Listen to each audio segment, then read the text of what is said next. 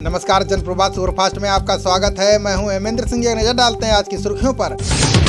बिहार चुनाव के पहले चरण में आज 71 सीटों पर मतदान हुआ। इस चुनाव में एनडीए और महागठबंधन के बीच कांटे की टक्कर है। पहले चरण में नीतीश सरकार के 8 मंत्रियों की प्रतिष्ठा दांव पर है। चुनाव आयोग के अनुसार 5 बजे तक 49% मतदान दर्ज किया गया है। पीएम मोदी ने भागलपुर, मुजफ्फरपुर के बाद पटना में लोगों को संबोधित किया। पीएम मोदी ने विपक्ष पर जमकर निशाना साधा। उन्होंने चिराग पासवान के खिलाफ एक शब्द भी नहीं कहा। प्रधानमंत्री ने तेजस्वी यादव को जंगल राज का युवराज करार दिया।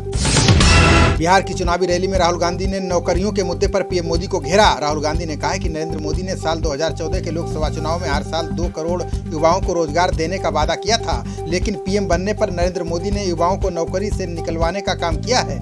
ये लॉकडाउन में सबने देखा है। बिहार चुनाव में पहले चरण की वोटिंग पर राहुल गांधी के ट्वीट पर बीजेपी ने सवाल खड़े कर दिए हैं। राहुल ने ट्वीट कर महागठबंधन के लिए लोगों से वोट देने के लिए अपील की है, जबकि बीजेपी आचार संहिता का उल्लंघन बता रही है। यूपी में राज्यसभा चुनाव से पहले मायावती को बड़ा झटका लगा है। सपा ने बसपा के 7 विधायकों को तोड़ लिया है। इसके बाद बागी विधायकों ने बसपा के प्रत्याशी रामजी गौतम के प्रस्तावकों से अपना नाम वापस ले लिया है। ऐसे में बसपा के उम्मीदवार का नामांकन रद्द हो सकता है। भारतीय वायुसेना के बेड़े में 16 राफेल लड़ाकू विमान अप्रैल 2021 तक शामिल हो जाएंगे, जिससे वायुसेना की ताकत में और इजाफा होगा। वायुसेना के पास पहले से ही 5 राफेल लड़ाकू विमान मौजूद हैं, जिन्हें अंबाला स्थित गोल्डन एरो स्क्वाड्रन 17 में शामिल किया गया है। अमेरिका भारत के बीच घनिष्ठ हो रहे संबंधों में एक नई इबारत जुड़ने वाली है। अमेरिका ने बुधवार भारतीय सेना को F-18 नौसैनिक लड़ाकू जेट देने की पेशकश की है। इससे विमान वाहकों के लिए लड़ाकू जेट की जरूरतों को पूरा करने में आसानी होगी। नीट में 100% अंक पाने वाली कुशीनगर की आकांक्षा सिंह को सीएम योगी ने लखनऊ में सम्मानित किया। सीएम ने कहा कि आकांक्षा की पढ़ाई का पूरा खर्च सरकार उठाएगी। इसके साथ ही आकांक्षा को संयुक्त टॉपर घोषित करने के लिए केंद्र को पत्र भी लिखेंगे। यूपी सरकार लोगों का फ्री में कोरोना टीकाकरण कराएगी। योगी सरकार के स्वास्थ्य मंत्रालय जय प्रताप सिंह ने ये ऐलान कर दिया है। उन्होंने कहा कि उत्तर प्रदेश के हर व्यक्ति के स्वास्थ्य को लेकर सरकार सतर्क है। बता दें कि बिहार चुनाव में बीजेपी ने मुफ्त कोरोना वैक्सीन देने का वादा किया है। दिल्ली में स्कूल खुलने के आसार नहीं है। डिप्टी सीएम मनीष सिसोदिया ने कहा है कि अगले आदेश तक सभी स्कूल बंद रहेंगे। इस तरह से दिल्ली के सभी स्कूल अनिश्चितकाल के लिए बंद कर दिए गए हैं। यह आदेश कोरोना के बढ़ते मामलों के चलते लिया गया है। सुशांत केस से जुड़ी ड्रग्स की जांच कर रहे एनसीबी ने दीपिका पादुकोण की मैनेजर करिश्मा के घर छापेमारी की है। एनसीबी ने करिश्मा के घर से 1.7 ग्राम चरस और 2 बोतल भांग का तेल बरामद किया है। बता दें कि ड्रग्स पेडलर्स से पूछताछ के दौरान करिश्मा का नाम सामने आया था। उत्तराखंड हाईकोर्ट ने सीएम त्रिवेंद्र से जुड़े मामले की जांच सीबीआई से कराने के निर्देश दिए। हाईकोर्ट ने कहा कि इस केस में 2 दिन के अंदर सीबीआई को एफआईआर दर्ज करनी होगी। वहीं कांग्रेस महासचिव सूर्यकांत ने कहा है कि ये मामला भ्रष्टाचार से जुड़ा है, इसलिए सीएम त्रिवेंद्र को अपने पद से इस्तीफा दे देना चाहिए। सीएम त्रिवेंद्र ने सीबीआई जांच और एफआईआर दर्ज करने के आदेश को चुनौती देने का दावा किया है। सीएम त्रिवेंद्र ने कहा कि उत्तराखंड हाईकोर्ट के आदेश के खिलाफ सरकार सुप्रीम कोर्ट जाएगी, ताकि मामले में दूध का दूध और पानी का पानी हो सके। यूपी सीएम योगी ने बिहार की गोविंदगंज सीट पर बुधवार को जनसभा की। यहां सीएम योगी ने भाजपा प्रत्याशी सुनील मणि तिवारी को जिताने के लिए लोगों से अपील की। सीएम योगी ने कहा कि 15 सालों तक बिहार में आरजेडी सरकार ने नौजवानों की प्रतिभा को रौंदा है। अब उनके नेता रोजगार का एक नया बहाना लेकर आए हैं। बिहार के पूर्व सीएम और हम पार्टी अध्यक्ष जीतन राम मांझी ने गया के पोलिंग बूथ पर मताधिकार का प्रयोग किया। मांझी ने वोट डालने के बाद दावा किया है कि एनडीए पहले चरण की 71 सीटों में से 50 सीटों पर जीत दर्ज करेगी। यूपी राज्यसभा चुनाव में निर्दलीय उम्मीदवारों के तौर पर प्रकाश बजाज ने नामांकन करके बीएसपी की मुश्किलें बढ़ा दी हैं। बताया जा रहा है कि बजाज को सपा ने अपने करीब 1 दर्जन विधायकों का समर्थन देने का वादा किया है। सपा ने आधिकारिक तौर पर इसकी घोषणा नहीं की है। मुंगेर में मां दुर्गा प्रतिमा विसर्जन मामले में तेजस्वी के बाद चिराग ने भी सीएम नीतीश पर हमला बोला है। चिराग ने कहा कि मुंगेर की घटना ने जनरल डायर की यादों को ताजा कर दिया है, जबकि तेजस्वी ने नीतीश से पूछा था कि इस कांड का जनरल डायर कौन है। बिजनौर से बसपा सांसद मलूक नागर के हापुड़ वाले दूध प्लांट और नोएडा के आवास पर इनकम टैक्स विभाग ने छापेमारी की। दोनों ठिकानों पर टीम ने एक साथ छापा मारा। इस दौरान टीम ने अहम दस्तावेज जब्त किए हैं। बता दें कि मलूक नागर मायावती के करीबियों में से एक हैं।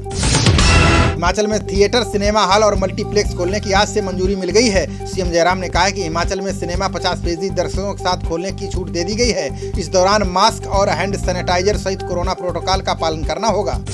हिमाचल सरकार प्रदेश में 2023 तक 10 करोड़ की लागत से स्वच्छता कैफे खोलेगी। सीएम जयराम ने कहा कि प्रदेश के महत्वपूर्ण स्थानों पर 10 स्वच्छता कैफे बनाने का लक्ष्य रखा गया है। ये कैफे 75 रुपए प्रति किलो की दर से कूड़े की खरीद करेंगे। मध्य प्रदेश बीजेपी नेता पंकज चतुर्वेदी ने कांग्रेस के विधायकों पर बड़ा दावा किया है। पंकज ने कहा कि कांग्रेस विधायक राहुल लोधी हाल ही में बीजेपी में शामिल हुए हैं। इससे कांग्रेस में उथल पुथल मच गई है, जबकि कई और कांग्रेस विधायक आने वाले हैं।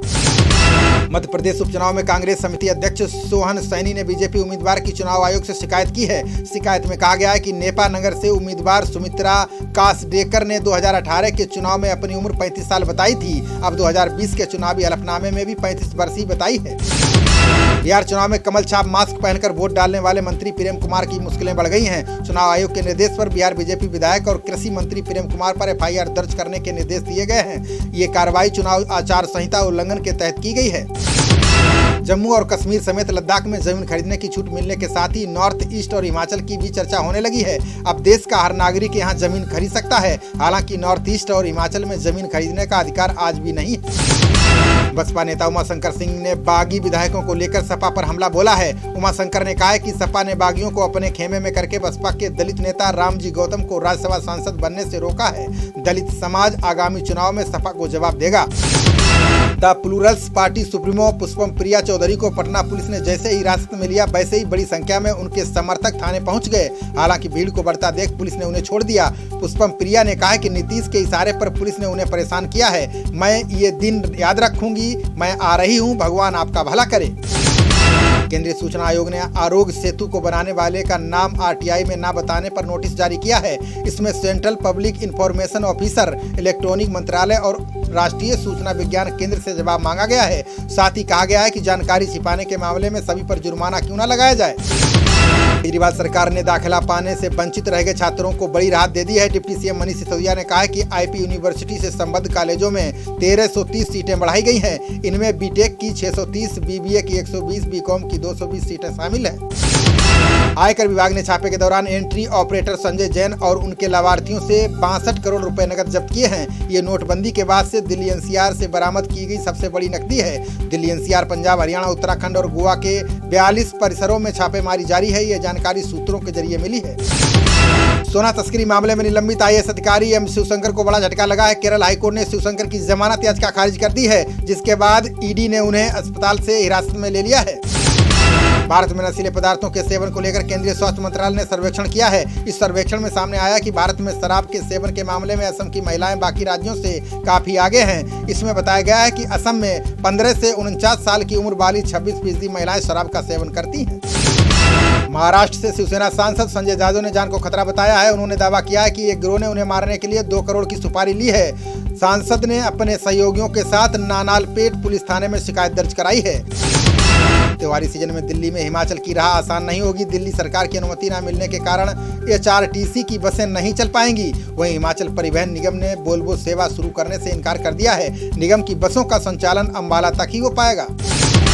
ज्योतिरादित्य सिंधिया ने कमलनाथ पर हमला बोलते हुए कहा कि उनकी सरकार केवल पैसे को आधार बनाकर काम कर रही थी। सिंधिया ने कहा कि मैंने राजनीति का नहीं, जनसेवा का रास्ता चुना है। मुझे पद की लालसा नहीं है, मैं विकास के लिए काम करना चाहता हूँ। यूनाइटेड किंगडम के टास्क फोर्स की अध्यक्ष केट बिंगम ने कोरोना वैक्सीन को लेकर चिंता जताई है। उन्होंने कहा कि कोविड-19 वैक्सीन की पहली जनरेशन पूरी पड़ जाए, इसकी संभावना बेहद कम है। बिंगम ने कहा कि वैक्सीन की पहली पीढ़ी सभी लोगों पर काम नहीं कर सकती है। संसद की संयुक्त समिति के समक्ष ट्विटर के प्रतिनिधि उपस्थित हुए। समिति ने लद्दाख को चीन का भाग दिखाने को लेकर पूछताछ की। समिति की अध्यक्षता मीनाक्षी लेखी ने कहा है कि भारत की संप्रभुता के खिलाफ है। यह आपराधिक कृत्य है जिसके तहत 7 साल की जेल की सजा हो सकती है। समिति ने अब ट्विटर से लिखित में स्पष्टीकरण मांगा है। बाहुबली पूर्व सांसद अतीक अहमद को एमपी एमएलए स्पेशल कोर्ट से राहत मिल गई है। कोर्ट ने 13 नवंबर को अतीक की व्यक्तिगत हाजिरी में छूट दे दी है। बता दें कि कोर्ट ने 27 अक्टूबर को आदेश दिया था कि 13 नवंबर तक अतीक अहमद को कोर्ट में पेश होना है। भोपाल में चुनाव आयोग के गेट पर कांग्रेस कार्यकर्ताओं को प्रदर्शन करना महंगा पड़ गया है। आयोग के निर्देशन पर इनके खिलाफ एफआईआर दर्ज की गई है। बता दें कि दिग्विजय सिंह चुनाव आयोग से शिकायत करने अंदर चले गए तो कांग्रेस कार्यकर्ताओं ने गेट पर ही बीजेपी के खिलाफ धरना प्रदर्शन कर नारेबाजी की थी। तेजस्वी यादव ने अपने सगे मामा साधु यादव के खिलाफ गोपालगंज में रैली की। तेजस्वी ने बीएसपी उम्मीदवार साधु यादव का नाम लिए बगैर कहा कि दातुन तोड़ने के चक्कर में पेड़ को मत उखाड़ लेना, इसलिए कांग्रेस के प्रत्याशी गफूर को वोट देकर जिताना है। शिवसेना और मनसे ने गायक कुमार सोनू के बेटे और बिग बॉस के प्रतिभागी जॉन से माफी मांगने की मांग की है। साथ ही दोनों पार्टियों ने बिग बॉस की शूटिंग को रोकने की धमकी दी है। बता दें कि जॉन कुमार सानू के बिग बॉस के दूसरे प्रतिभागी से मराठी में बात न करने के लिए कहा था। इसी के चलते दोनों पार्टियां आग बबूला हो गई हैं। सुप्रीम कोर्ट ने सेक्स वर्कर पर नाकों की याचिका पर राज्य सरकारों को निर्देश जारी किया है। अदालत ने कहा कि सरकारें सेक्स वर्कर्स को सूखा राशन उपलब्ध कराएं, साथ ही इसकी जानकारी कोर्ट में दें। बता दें कि राष्ट्रीय एड्स नियंत्रण संगठन यानी नाको ने सेक्स वर्कर्स को सूखा राशन देने की मांग को लेकर याचिका दायर की थी। जेडीयू सांसद ललन सिंह ने चिराग का वीडियो वायरल होने पर तीखा हमला बोला है। ललन सिंह ने कहा है कि बिहार की राजनीति के लिए चिराग पासवान प्रदेश के कोढ़ हैं और कलंक हैं, इसलिए जनता इन्हें ऐसा जवाब देगी कि ये बिहार की ओर दोबारा पलट कर नहीं देखेंगे। सप्ताह के तीसरे कारोबारी दिन शेयर बाजार भारी गिरावट पर बंद हुआ। सेंसेक्स 599 अंक नीचे गिरकर 39,922 के स्तर पर बंद हुआ। वही निफ्टी 159 अंक की गिरावट के साथ 11,729 के स्तर पर बंद हुआ। ट्रंप ने प्रमुख मीडिया संस्थान और बड़ी प्रौद्योगिकी कंपनियों पर गंभीर आरोप लगाए। उन्होंने कहा कि जो बिडेन के खिलाफ लग रहे भ्रष्टाचार के आरोपों को मीडिया संस्थान छुपा रहे हैं। ट्रंप ने कहा कि मुझे पता है मीडिया मामले को छुपाने की कोशिश क्यों कर रहा है, क्योंकि इन्हें बिडेन की तरफ से भरपूर पैसे मिलने वाले हैं। कानपुर की घाटमपुर सीट से उपचुनाव लड़ रहे डॉक्टर कृपाशंकर शंखवार चर्चा में आ गए हैं। कांग्रेस प्रत्याशी के जनसंपर्क के दौरान ग्रामीण को रुपए देने का वीडियो सोशल मीडिया पर वायरल हो गया। बताया जा रहा है कि इसमें कांग्रेस प्रत्याशी नोट के बदले वोट मांग रहे हैं। साबरमती रिवर फ्रंट से स्टैच्यू ऑफ यूनिटी के बीच स्पाइस जेट रोजाना 2 सी प्लेन उड़ानें संचालित करेगी। ये सेवा शनिवार यानी 31 अक्टूबर को रोजाना मिलेगी। उड़ान योजना के तहत एक तरफ का किराया 1500 रुपए से शुरू होगा। टिकट 30 अक्टूबर 2020 के बाद से स्पाइस शटल की वेबसाइट से लिया जा सकेगा। सीएम नीतीश कुमार आज राजगीर पहुंचे। यहां उन्होंने जनसभा को संबोधित किया। इस दौरान उन्होंने पाला बदलकर कांग्रेस से चुनाव लड़ रहे वर्तमान विधायक रवि ज्योति पर गुस्सा उतारा। उन्होंने कहा कि राजगीर में रह नहीं पाओगे। इस दौरान नीतीश विरोधियों पर भी जमकर बरसे। झारखंड के सीएम हेमंत सोरेन ने चुनावी सभा को संबोधित किया। उन्होंने कहा कि विधानसभा उपचुनाव में यदि गठबंधन का प्रत्याशी हार भी जाए तो कोई फर्क नहीं पड़ेगा। उनके नेतृत्व वाली सरकार को कोई खतरा नहीं है। उन्होंने कहा कि हमारे पास 50 विधायक हैं और 2 सीटों पर उपचुनाव हो रहे हैं। उड़ीसा का सिमिलपाल राष्ट्रीय उद्यान 1 नवंबर से पर्यटकों के लिए खुल जाएगा। प्रशासन ने कहा कि आगंतुकों को सामाजिक दूरी, मास्क पहनने और सैनिटाइजर का प्रयोग करना होगा। इच्छुक लोगों को ऑनलाइन बुकिंग करानी होगी। दिल्ली सरकार 3 नवंबर से पटाखे विरोधी अभियान चलाएगी। पर्यावरण मंत्री गोपाल राय ने इसकी जानकारी दी। उन्होंने लोगों से पटाखे न जलाने का आग्रह किया है। मंत्री ने कहा कि सुप्रीम कोर्ट ने 2018 में आदेश दिया था कि सिर्फ हरित पटाखे ही बनाए जाएं और बेचे जाएं। खबरों का सिलसिला जारी रहेगा। देखते रहिए जनप्रवाद। नमस्कार।